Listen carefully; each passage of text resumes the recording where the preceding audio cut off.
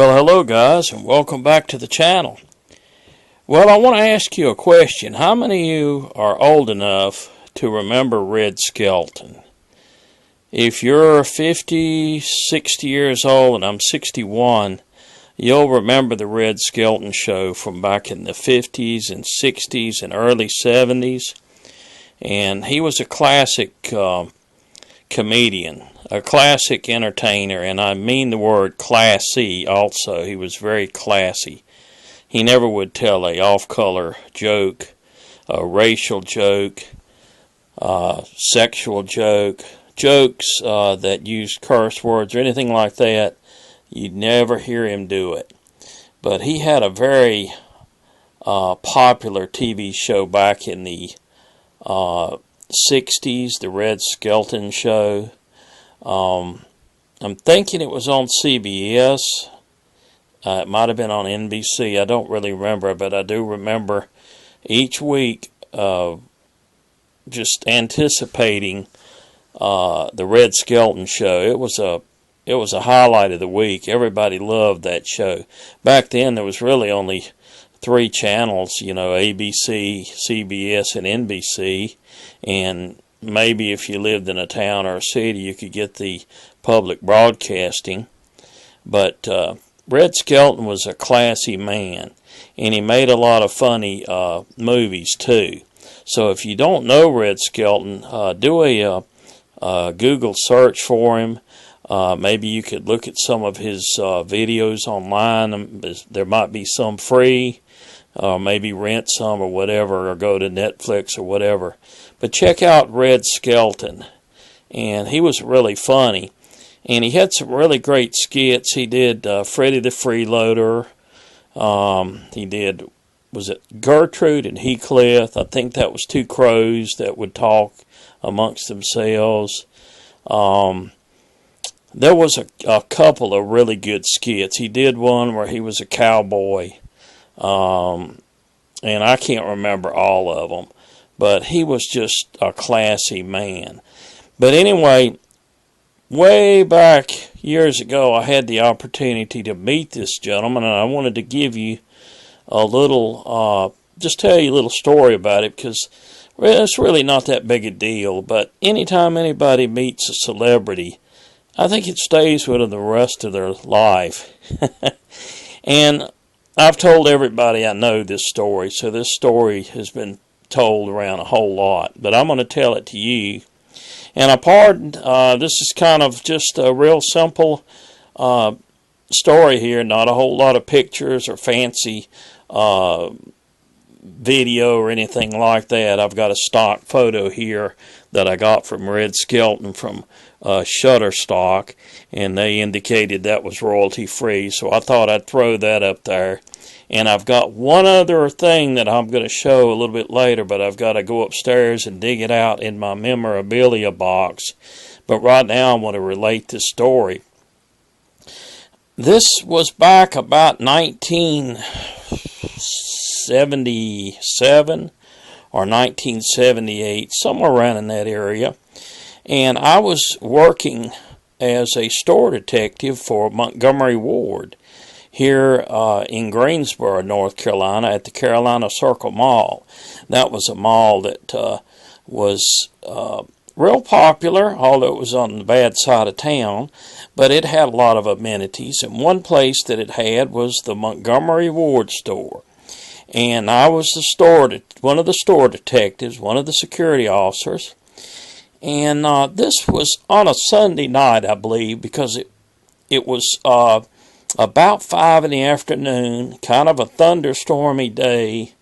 It wasn't raining at the time, but there was thunderstorms all around. The store was pretty much deserted. There wasn't too many people in there, and I think we closed about 6 o'clock, so it wasn't far from closing. I don't think it was on a Saturday night. I think it was on a Sunday night. And I was upstairs and getting ready to close. It wasn't long from closing up. I had to lock up the building and everything. And I got a call from my good friend Vicky, who worked down in Sporting Goods. And actually, she worked in the key shop, but she was over in sporting goods at that moment. And so I answered the page, and it was Vicky. And she said, John, you've got to get down here quick to sporting goods. Get down here quick. And I hung up, and I thought, oh my gosh, they got a shoplifter. Something's going on down there. It's down near the office. Maybe somebody's robbing the place. So I took off and come down the escalator. And, you know, you come down the escalator, you kind of look, and you can see all over because you're coming down and you've got a good view. And I looked over. I didn't see anything, but I saw some people over at the cash register at Sporting Goods. So I get off the escalator, and I go over there. And lo and behold, if Red Skelton by himself wasn't at the register buying a flashlight.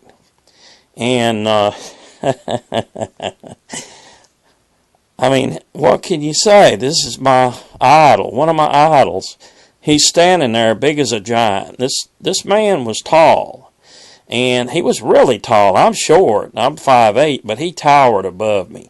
And I always knew Red Skelton was a big, tall man. I knew that.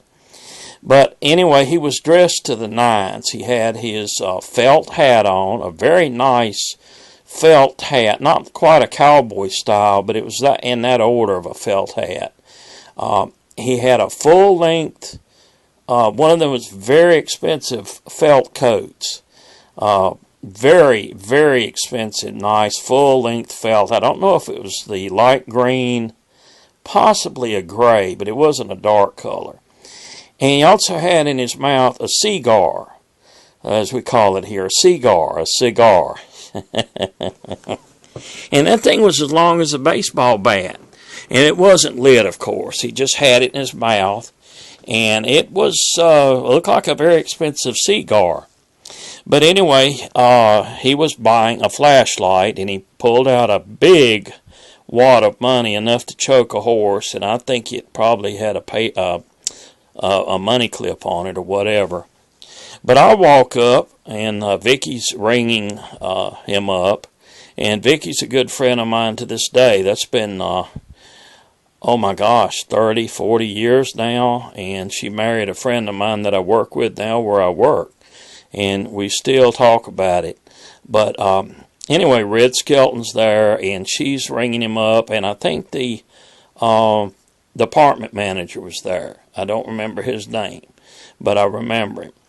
Anyway, as an idiot as I was, I pulled out my badge and identified myself like an idiot. You know, Mr. Skelton, I'm John with store security, and welcome to the store. And you know, I just want to make sure I'm here. I'm gonna make sure you get back to your vehicle safely. So, you know, I'm an idiot identifying myself, but.